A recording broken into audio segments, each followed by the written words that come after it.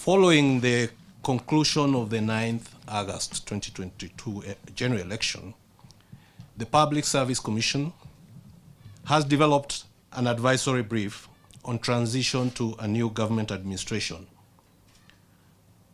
pursuant to its mandate as enshrined in the Constitution.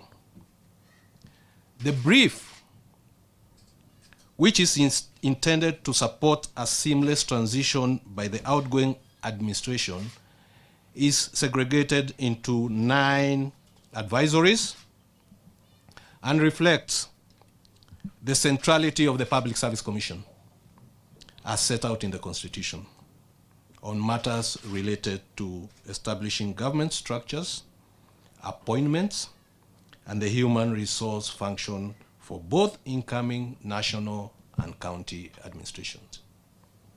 The following are the 9 advisories. Advisory number 1 is on a fit-for-purpose structure of a new government. Advisory number 2 is on recruitment and selection of principal secretaries. Advisory number 3 is on appointment letters for principal secretaries. Advisory number 4 is on delegation instrument and vesting of the role of the authorized officer. Advisory number 5 is on a high-level induction program for cabinet secretaries and principal secretaries.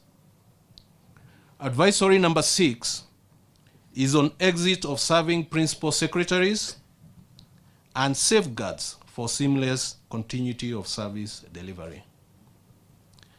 Advisory number 7 is on the management of the exiting cohort of advisors and other auxiliary personal staff. Advisory number 8 is on devolution, intergovernmental relations, and modalities for transition of staff from the Nairobi Metropolitan Services and related matters upon the lapse of the deed of transfer between the central government, the Nairobi Metropolitan Services, and the county government of Nairobi. Finally, advisory number 9 is on the institutionalization and reinvigoration of performance management, reform, and transformation in the public service. So, ladies and gentlemen, these are the 9 advisories.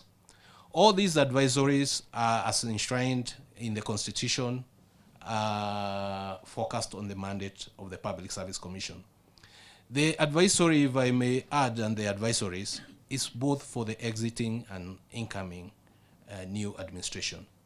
It is also intended to ensure there is seamless continuity of public service by all public service in the entire republic. There will be no disruption of services, and there will be seamless continuity when the current administration exits and the new administration comes in.